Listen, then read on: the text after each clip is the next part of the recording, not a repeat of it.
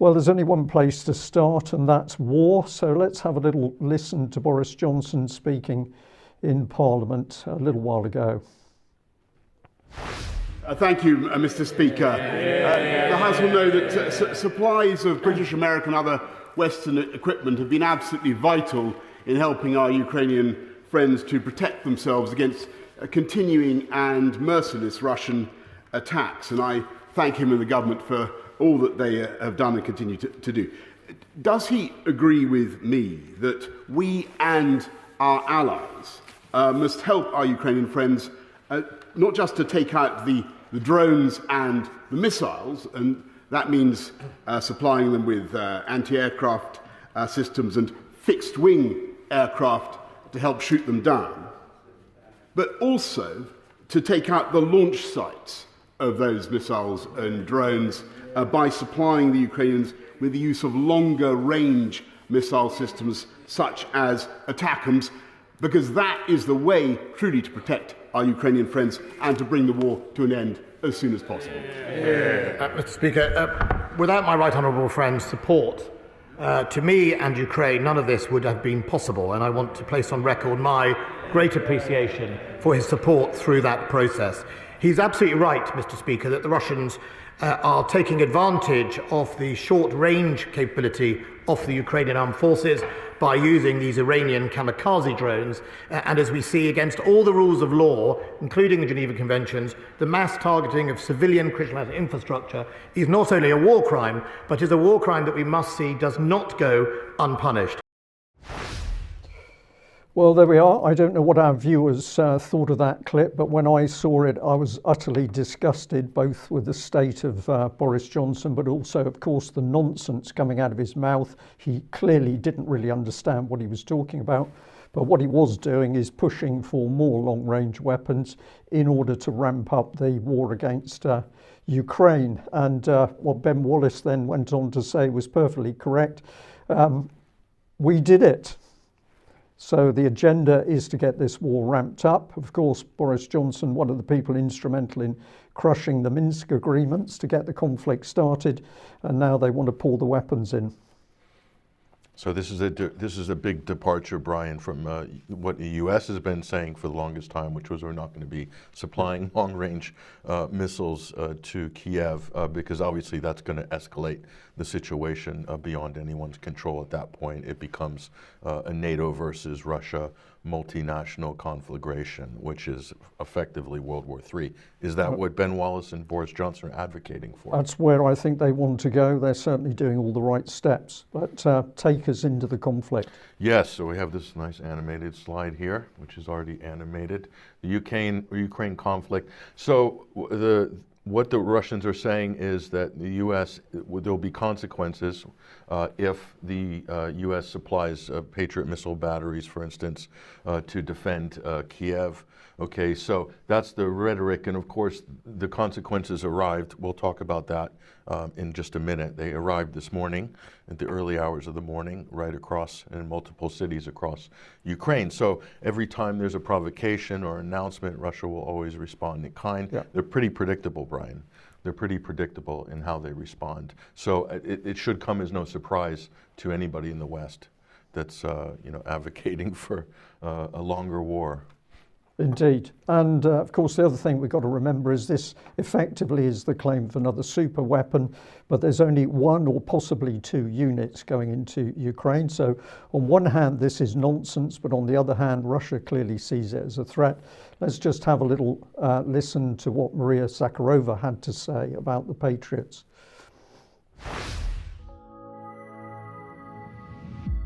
The Pentagon has given the green light to drone strikes on Russian territory. Inspired by such support, Ukrainian politicians are already declaring their intention to strike at the critical infrastructure of the Moscow region.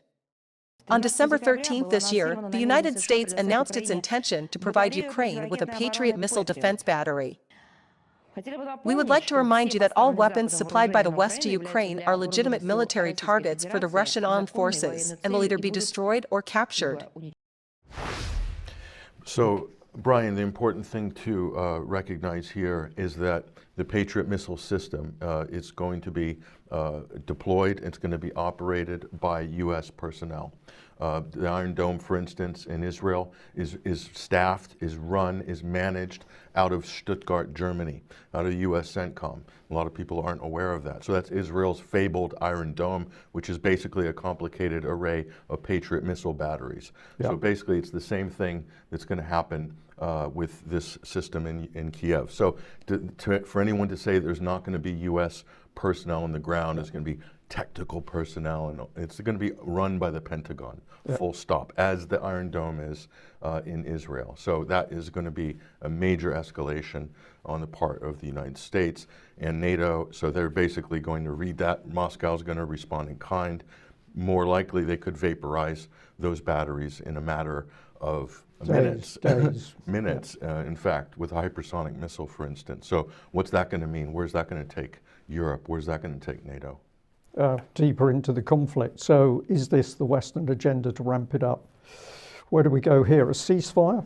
Well, let's look at the comments by the Russian spokesperson, the Kremlin spokesperson, Dmitry Peskov. And he says here, this was a press conference on Wednesday, no plans for a Christmas or New Year's Day ceasefire. And the special military operation continues. The priority is to protect the people of the DPR and the LPR. We'll show you a video clip in a minute of what's going on in Donetsk.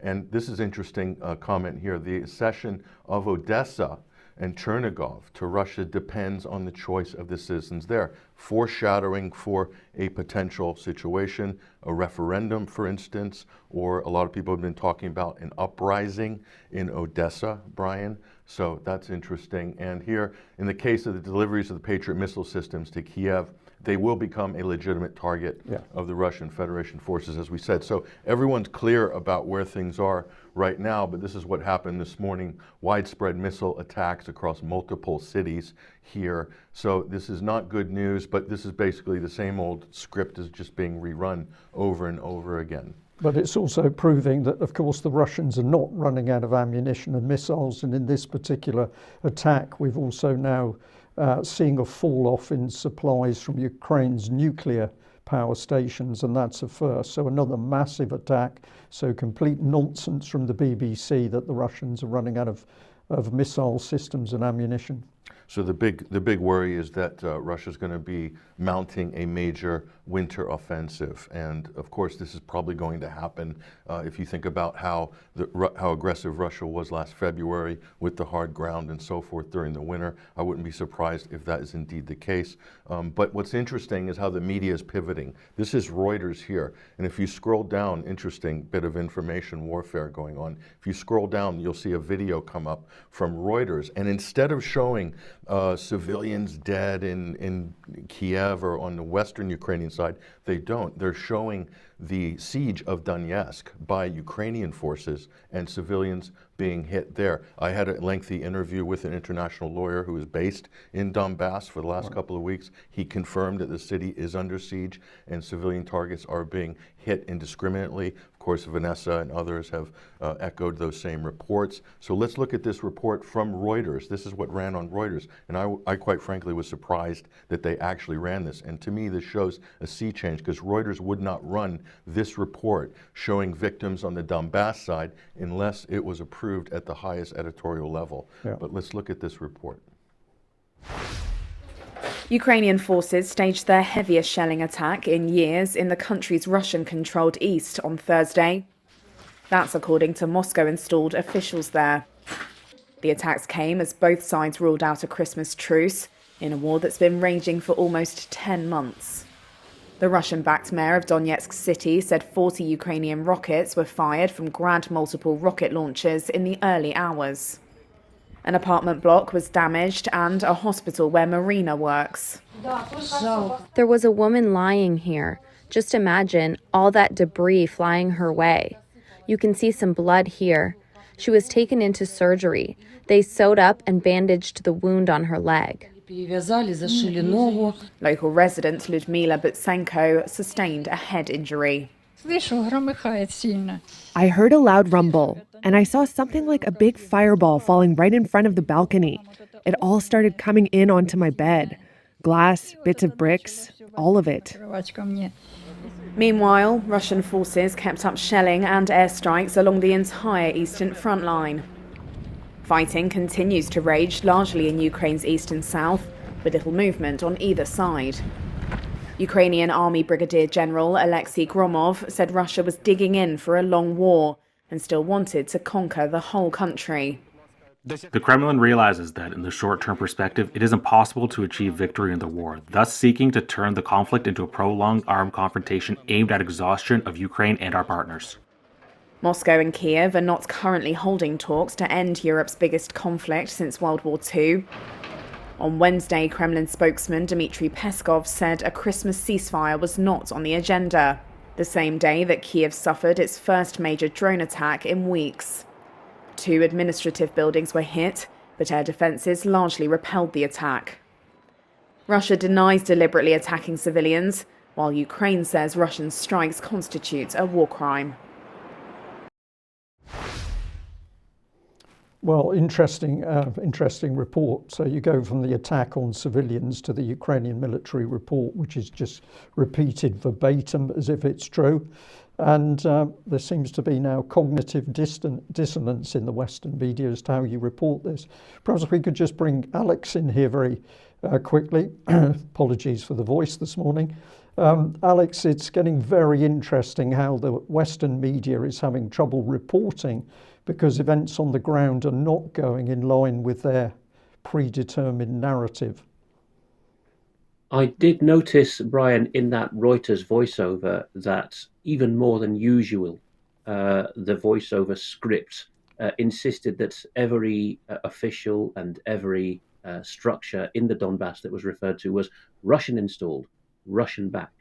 Mm-hmm. And this, I think, is a means of mollifying the subsequent claims that are quoted as coming from them, which are not contested as regards the number of people injured and killed by Ukrainian shelling. Yeah, that's an act of desperation, Alex, clearly, but it very well observed, modifying the propaganda. The problem with the media is they don't have any images of Russians hitting civilian targets in Ukraine. So obviously that's why they have to show some footage, so they're showing this footage. So I think that's interesting and worth pointing out. Now, you want to know what is behind this. If you want to go down to deep geopolitics, here is General David Petraeus. He's the former head of the CIA, known to some U.S. veterans as David Petraeus.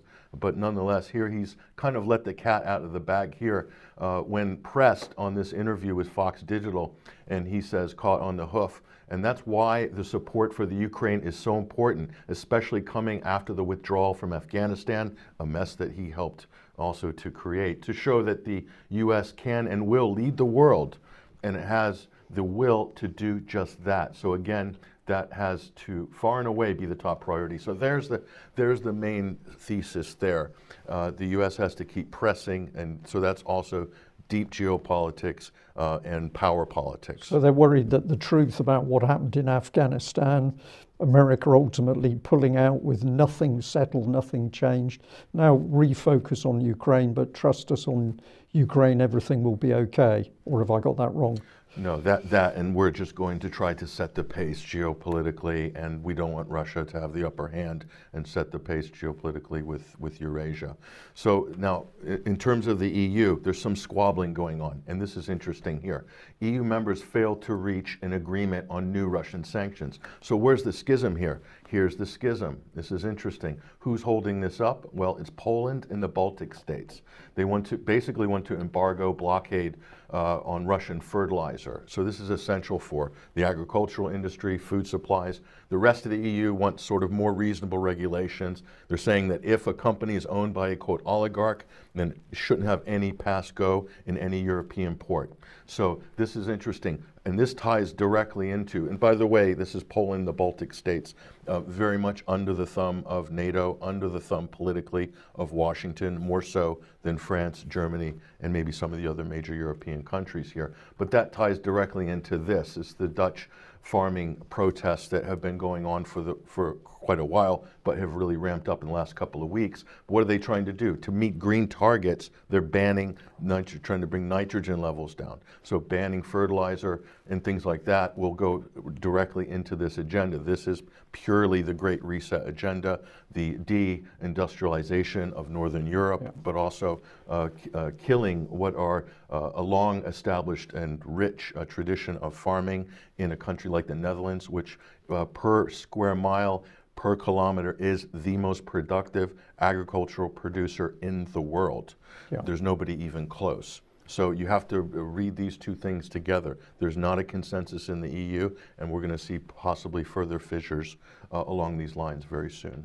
Okay, thank you very much for that, Patrick. Well, we're going to take this a bit deeper, and it's really interesting how segments of UK column news, which come together pretty quickly before or as we're preparing for the news, suddenly seem to slot into each other as we deliver the news. So let's have a look at what the UK government has been up to.